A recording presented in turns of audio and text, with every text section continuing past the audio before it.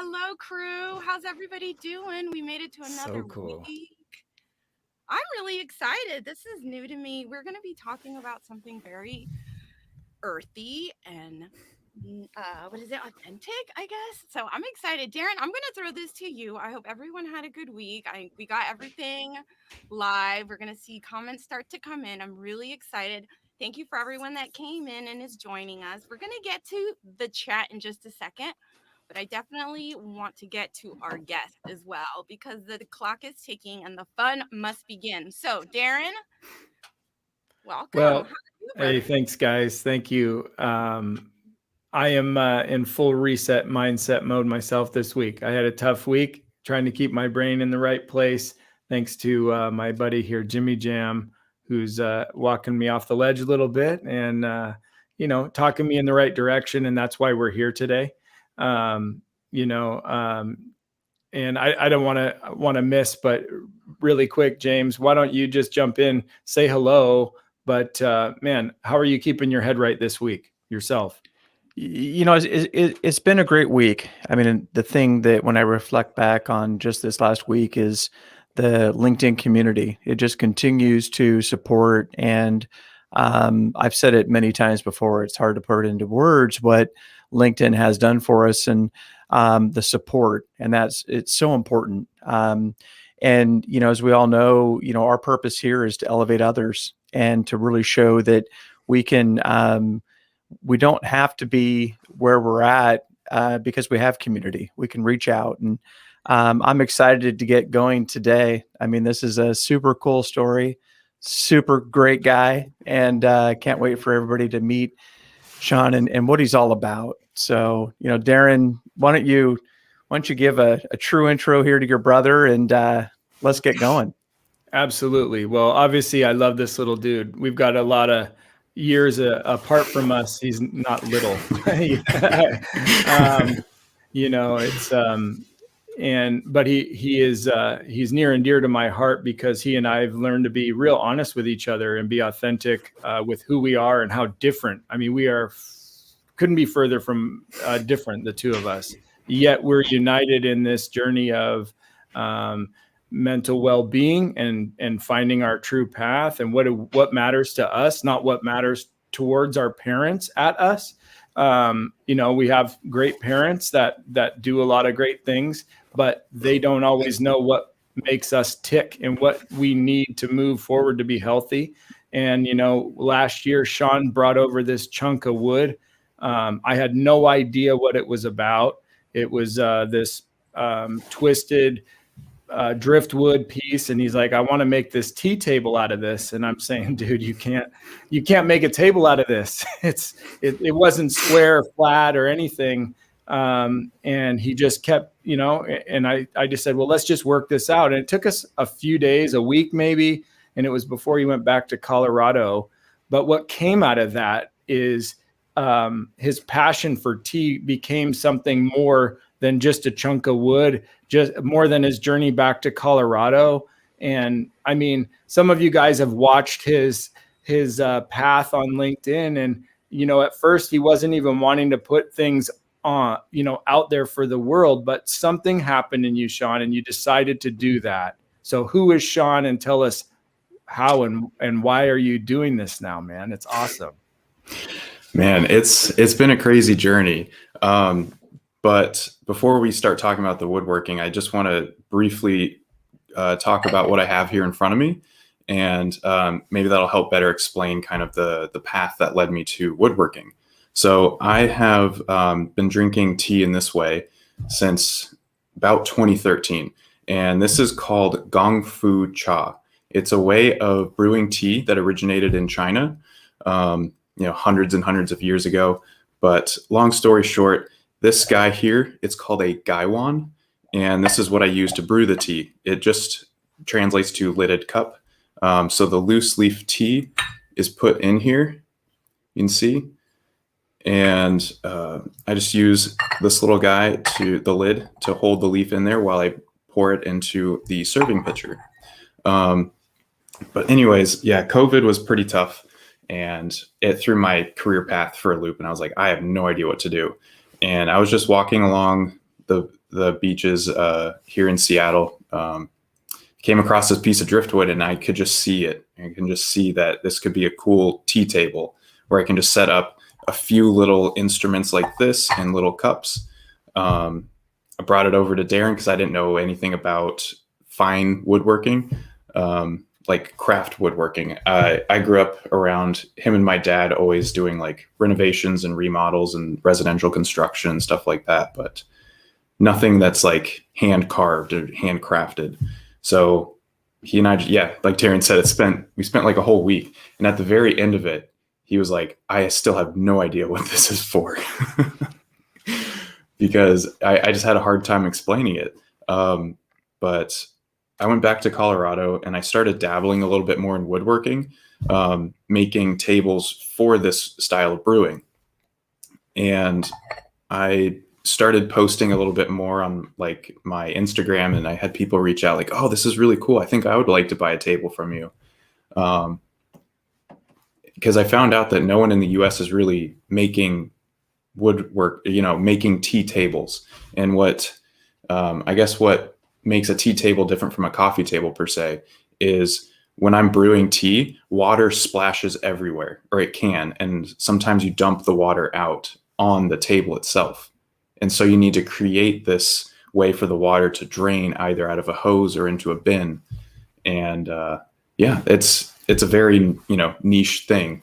And so I just started making tables, and more people started getting interested. And then Darren was there with me all along the way, because he still was like, I don't know what you're doing, man. Like, tell me. And he was just like, just post on LinkedIn, post these things. Because it is about like a big career change. Because I went to school for mechanical engineering, and now I'm doing woodworking and importing tea. So very, very different. So I did that. Super and cool. I've just been like, kind of sharing my journey a little bit more on like with my professional network, with my friends and family, and the support has been amazing. And yeah, it's all because Darren was just like, man, just post, just share it with people. Especially on LinkedIn. I was not expecting to do that. And well, here I am. Where should we go from here? Should I tell you any more about what's in front of me, or how? I think a lot of people, the question I would have is that a lot of people feel so stuck in those situations, Shawn. So what process did you go through? How long did that take you from the time that you said, hey, I really feel this drive? I mean, was it the community aspect that you have with your brother, which would make a ton of sense, but what else goes on? Because I know for me, I get stuck in my own head a lot of times with those conversations when we're going to go take a major leap.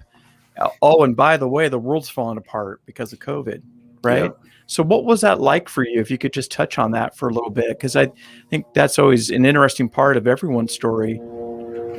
Yeah, well, in regards to COVID,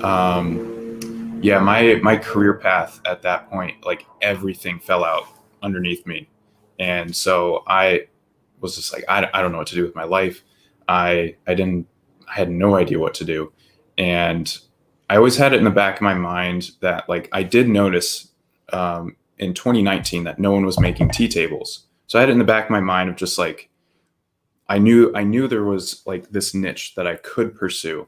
But even before that, I was thinking about like what kind of advice I would give people. Wow. And it is, so pretty much I think where this journey started was I created a separate Instagram account, 100% dedicated to tea. And it started off very simple, just posting pictures of like, hey, I'm drinking this tea from this company today. I'm drinking this type of tea today. Here is the Guy one that I use. And it started off very, very simple like that. But because I created this social media profile, 100% dedicated to a hobby, a passion, an interest of mine, I was so engaged. And every single person I met also had their own Instagram account only for tea. And so we get chatting, talking about tea, maybe set up a video chat, and we're just having a virtual tea session, kind of like we are right now. And I realized after doing that for about a year and a half, that I've met so many people. And, if you go on Instagram, I have like, at the time that I realized this, I had maybe like 300 followers, which is not big by any means, but I had a genuine connection with the vast majority of those people. Yeah. So my advice to people is like, if you feel stuck, I would recommend setting up a social media account on any platform, 100% dedicated to your passions and your interests, just one. And that way, everyone that you meet and you talk with, it's all about the thing that you love. And eventually you'll start peeling back the layers and be like, oh, what do you do for a living? Or like, what do you do besides tea, or whatever your passion is, whatever your interest is. And that is what got me on this journey, on this path, because through conversing with all these people over the same subject, which is tea, I found out that like, oh, people do want me to make them a wooden product. And so I just started dabbling, and then through these conversations, be like, oh, hey, what are you doing there? And oh, hey, what are you doing there?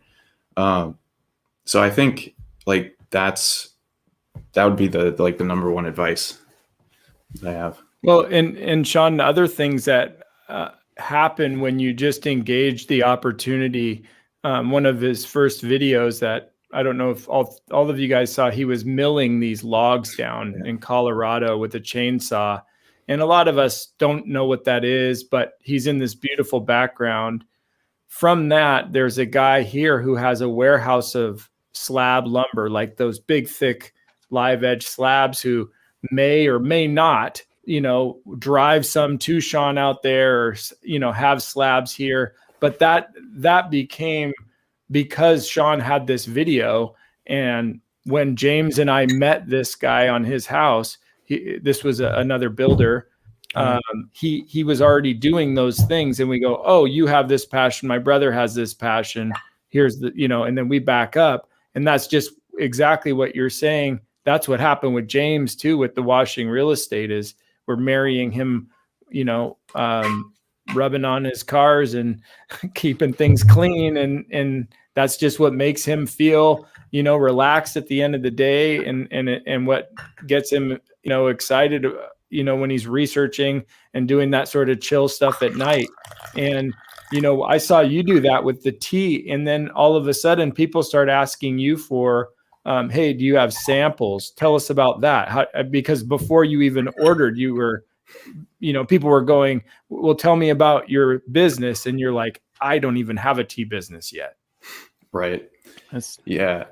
So it all kind of started off with, the video that Darren was referring to, I just put together a little video of me just with a chainsaw, literally just in the mountains outside of Boulder, just cutting some logs, and like, this is my career path right now. I'm just going to be working for this gentleman, cutting down some trees and milling them into planks, which then can be made into furniture. And then after that video, this goes back to the idea of just posting things. I think this goes back. So Darren also introduced me to Gary Vaynerchuk, or he goes by Gary V. And his philosophy is just always post things, a lot of behind the scenes stuff.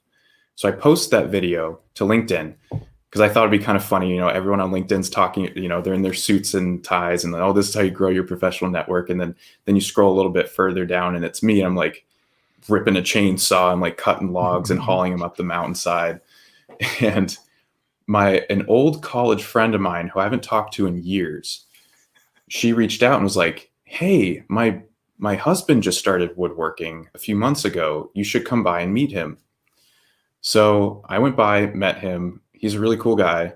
And he turned a 3-car garage into a wood shop. And we just got along swimmingly. And we're really good friends to this day. And that's where I do all my woodworking. Because before I didn't have a shop.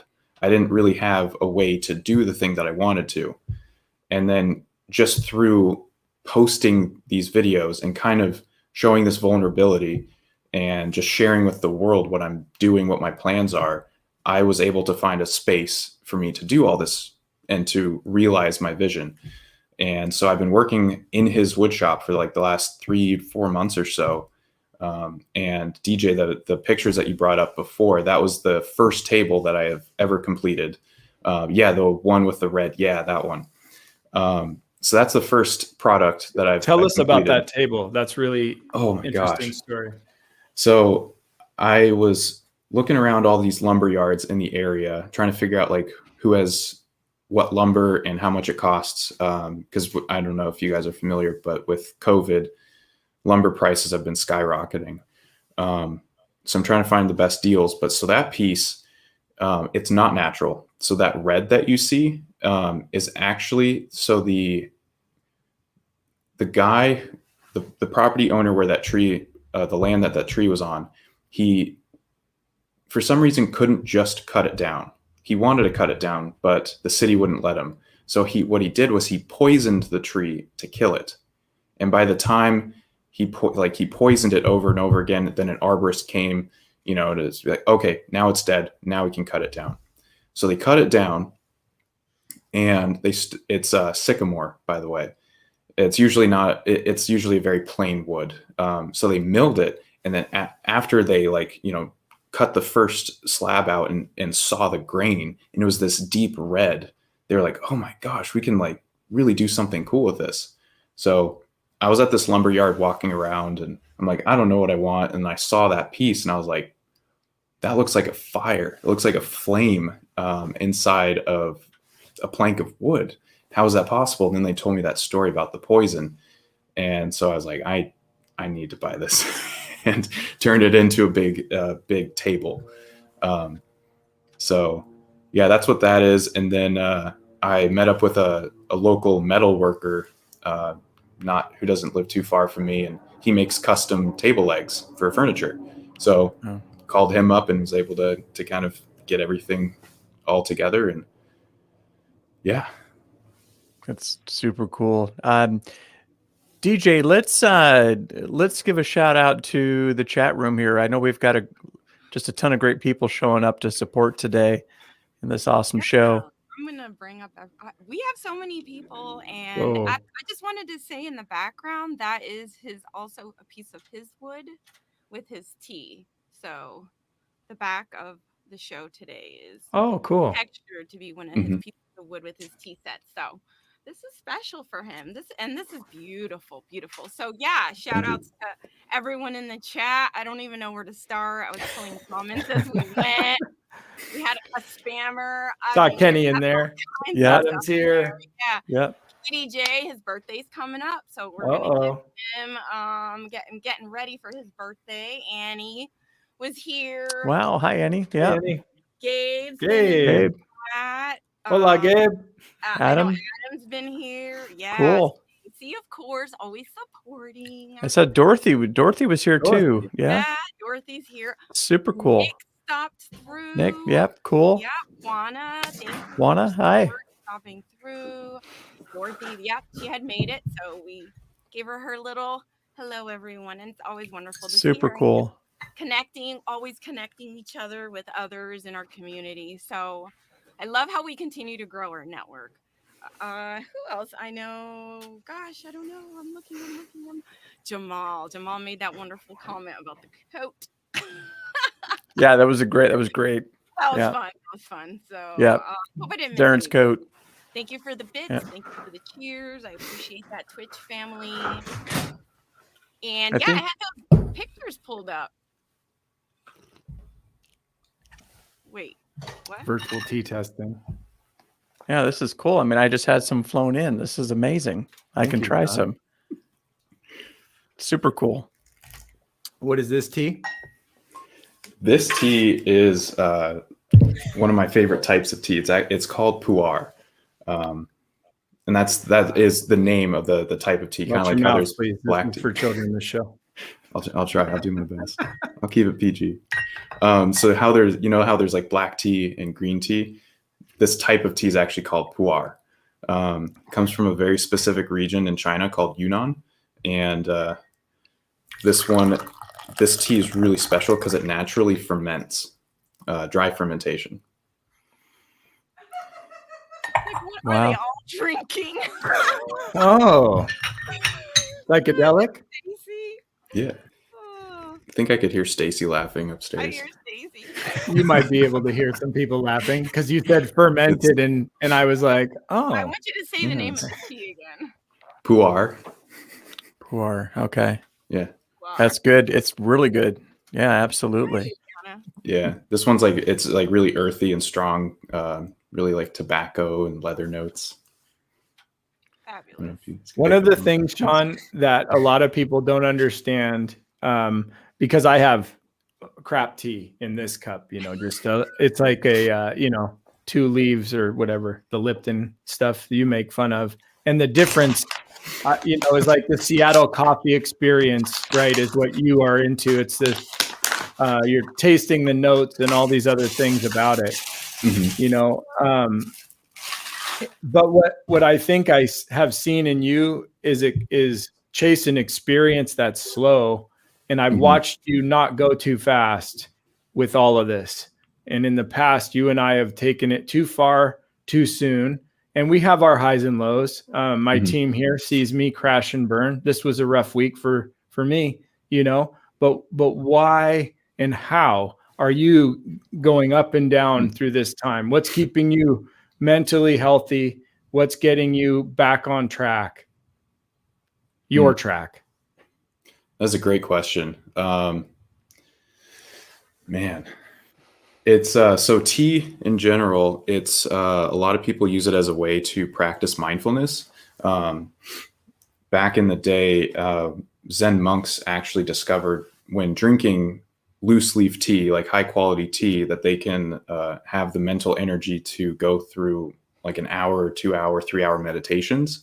But anyways, like a lot of people brew tea as like a way to kind of sit down. It's a way to practice mindfulness. And so this activity balances out like the woodworking, the going out in the mountains and cutting trees down and spending hours in the wood shop. So it's finding that balance of like doing a lot of activity and then now like sit down, take it easy. But the gentleman that I mentioned earlier, the guy who I work in his shop with, and everyone else I talk to, like woodworking demands patience. Like you cannot rush woodworking. And like, as Darren just mentioned, he and I are like, when we find something we want to do, we jump head first and we want to do it now and not stop working until it's done. Well, you can't really do that with woodworking. If I'm almost done with a table, now I get to go put the hard sealer on and then the floor finish. Well, I have to wait 24 hours in between each coat of the floor finish. So I can't rush that. And so putting the coat on, now I step back and I say, I have to wait. I can't work on this now. So it's almost like this, this profession like is teaching me patience. And, so that's what's kind of like slowing me down. It's giving some resistance because I can't keep just push like I used to. Because in engineering school, it was like I had to do so much work all the time, staying up till like 1 or 2 in the morning, 4 nights a week, just so I can get assignments and projects done. Well, with woodworking, you kind of have to like pump the brakes at times and, hands off and just kind of relax. But yeah, another killer is perfectionism for you and me. Yes. Perfectionism happens almost instantly when we're on a track. Even if we're not doing things well, right? We just get focused and we won't stop. How are you dealing with perfectionism when it comes to woodworking and taking care of Shawn? That's a great question. Yeah. Perfectionism is definitely something that's in our blood. I haven't I was just about to say, I haven't perfected the way of me like letting go of perfectionism to a sense. But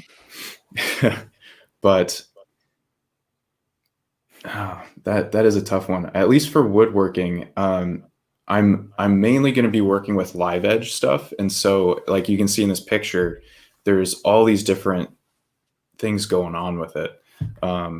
Versus if I went with something that's way more precise, Mm. then I would be like, sorry, I'm trying to like figure out a way of So maybe explaining. because it's not a cabinet or a jewelry box and it's not square 90-degree angles, is it? Yeah. I mean, really, you're looking at the flat surface. That's the only Mhm. thing that, from my eyes, would need to be Yeah. perfectly flat.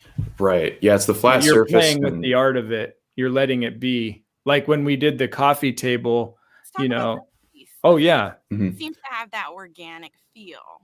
Yeah, so that's actually in my neighbor's backyard, or my parents' neighbor's backyard, and that's a really cool tree. It's spalted maple. So the spalted part is actually this fungus that grows inside of the tree, and it creates all these little like intricate black lines that all dance through the grain. And so a lot of people are like, "Oh, that's just fungus; it's dead or whatever." But if you take care of the wood properly and put a nice coat of finish on it, you can create beautiful pieces of furniture or art that that showcase this, The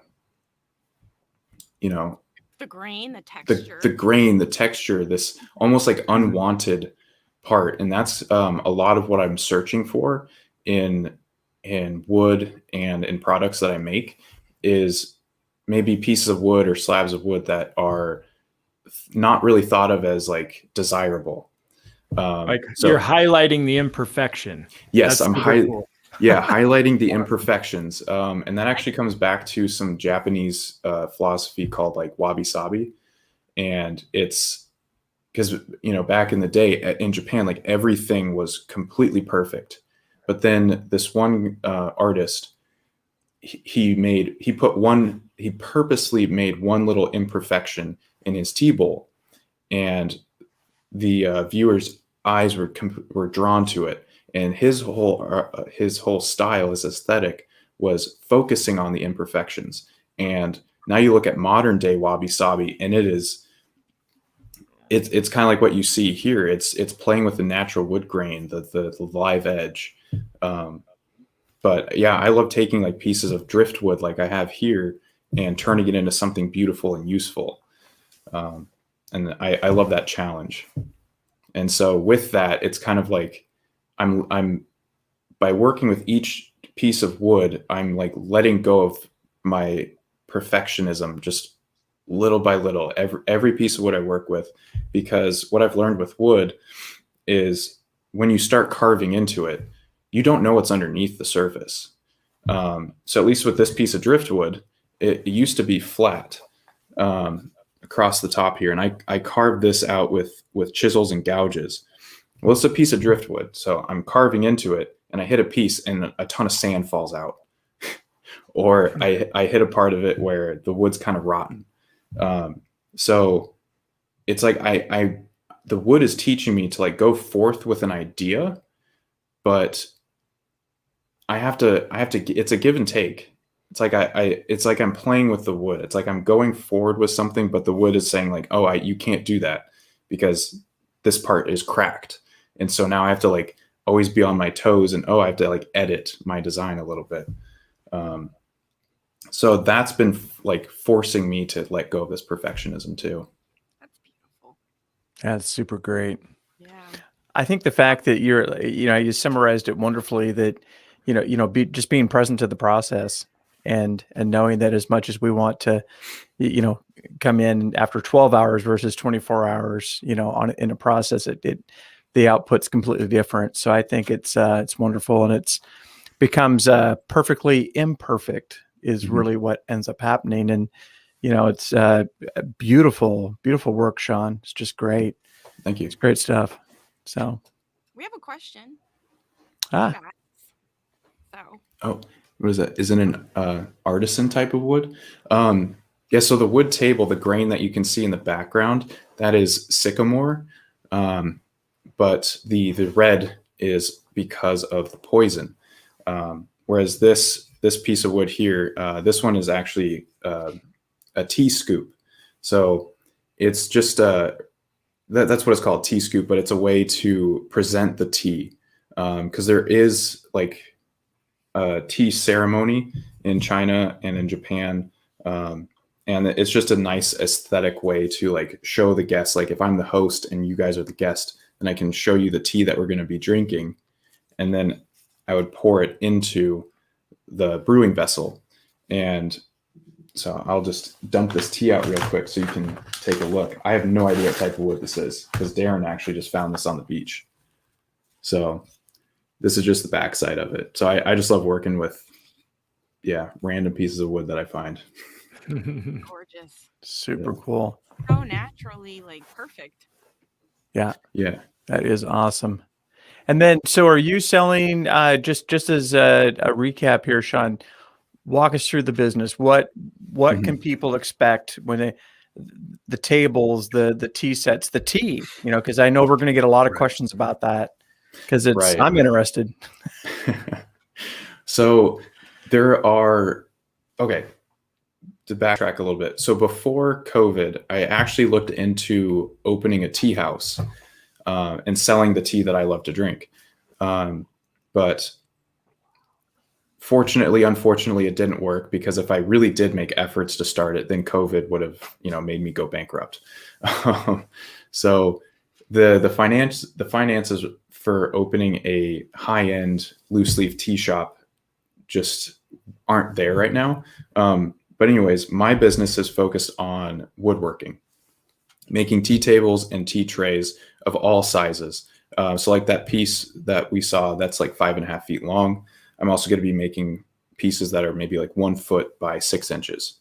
Okay. And then little tea scoops like this. So it's kind of like, since this is very unknown, I don't know what the market is going to like. So I'm going to be making products of all shapes and sizes out of wood, see where it goes. That's going to be my main focus.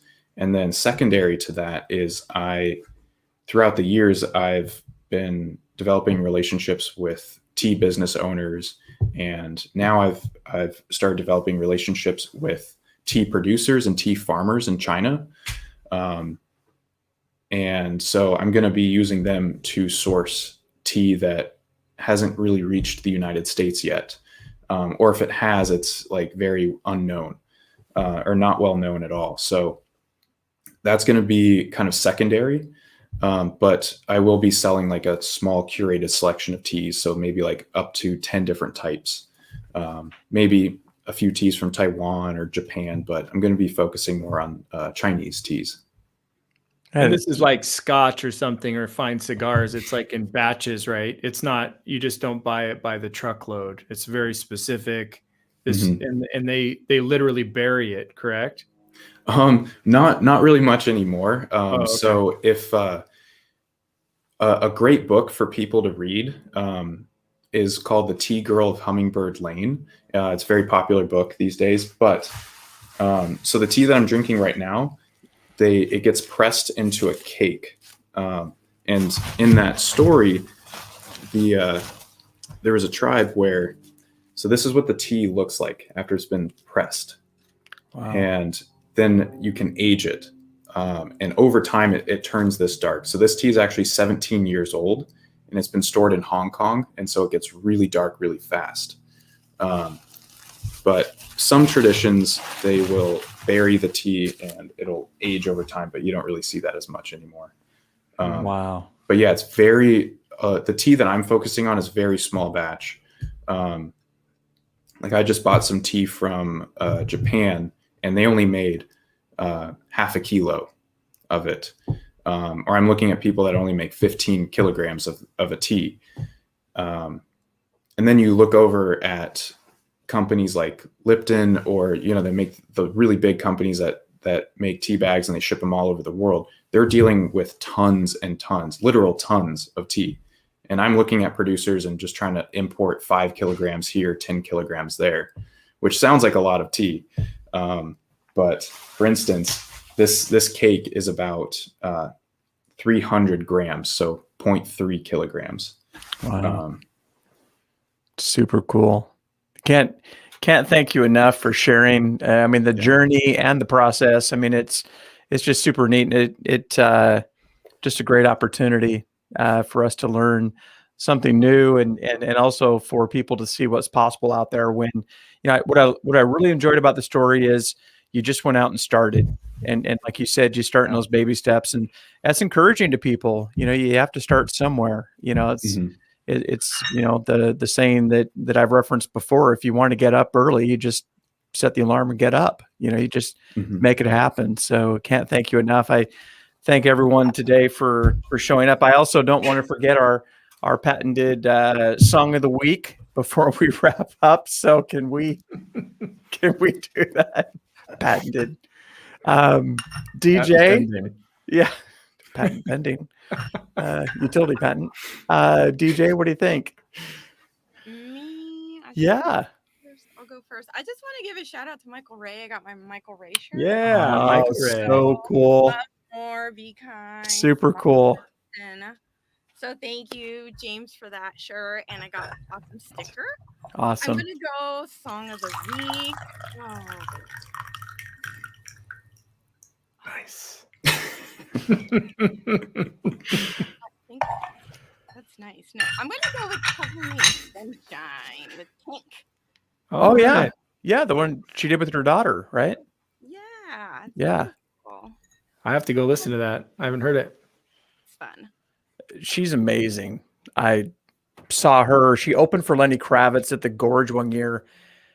Pink is... you go to one of her live concerts and it'll... Yeah. It's amazing. Yeah. That's super cool. Super cool reference. I could go on for 10 minutes about how amazing she is, but super down to earth, amazing. You never know. But Shawn, how about you? What's the song of the week? Oh boy. Chat, you too. Chat needs to drop their song of the week. Yep, we need the chat. So whoever's hanging in there, don't. Oh man, you'll have to come back to me. Let's go over to Darren. Cool. Yeah. Yeah. My song of the week is by Napoleon Demps, Norma Jean. It's just an amazing group. Daptone Records is who they are. It's sort of like an old, it's like new Motown. You wouldn't believe it, but it's, I just love this music. It's great. Norma Jean by Napoleon Demps. Gotta check that one. I've never heard That's super cool. Share his? No. So the song of the week is from this piano. This guy plays piano really well. He just released a little EP. His name is Gavin Luke, and I really enjoy his work. But the single is called "Only Human." Actually, he actually just dropped it today. Wow. Yeah, his work is really beautiful, I think. That's super awesome. Awesome. Mine's interesting. It was a song that months ago, Darren and I were actually out at the site that he was referencing. We were down south, just not too far from where we are, and we're like, let's go get a coffee. And we're going through drive-through, and Darren asked the gal, what was the last song you listened to today? She's like, what? And she says, well, it was the song I'm really into right now is Save Me by Jelly Roll. And it's an amazing song. I mean, incredible, deep song. And it's just super cool. It's a great conversation starter, a reminder of what music can do for us. And so that's mine. That's a song I can put on again and again, like a lot of those songs I've referenced each week, but that's a phenomenal song. I encourage people to check out. But yeah, did we get any chime-ins on the chat? We did. Okay, let me go back to our 4 picture here. Because I know Stacy's always got, yeah. Oh yeah, See? Cool in the Gang for See sure. that? Yeah, that's super cool. Stacy was putting up our basement jam. That organ behind you, James, made some sweet 70s rockin' tunes. It is era correct. Yeah. I love it. We may post the video later today. That's super about cool. 15 minutes of awful music. It's perfect. Oh, goodness. That's so awesome. Yeah, Well, thanks so much. And DJ, thanks so much as always. I mean, just phenomenal job this week with getting everything put together and in presentation. Can't thank you enough. you rock. I mean, you definitely take care of us every week. We appreciate what you do. And, Shawn, thank you so much. I mean, it fits in perfectly, just with the message in so many ways. It's just an awesome story. Couldn't be happier for you, man. And keep doing what you're doing. It's incredible, and can tell that you're really passionate about it, and just encourage you to go. So, but thank you so much for having me. Yeah. And the quick message, man, you don't wait till you're 42 when you can do it at 26, 27, right? It's beautiful. Mm-hmm. And that's what you're doing, man. And that makes my heart so happy to see you not putting on a suit and doing something that you don't want to do. So you're doing it, dude. Keep going. Super awesome. Thanks, man. Awesome. Super awesome. So awesome. Great. All right.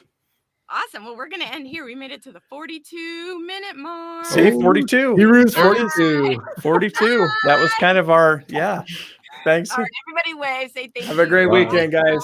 Thanks, everybody.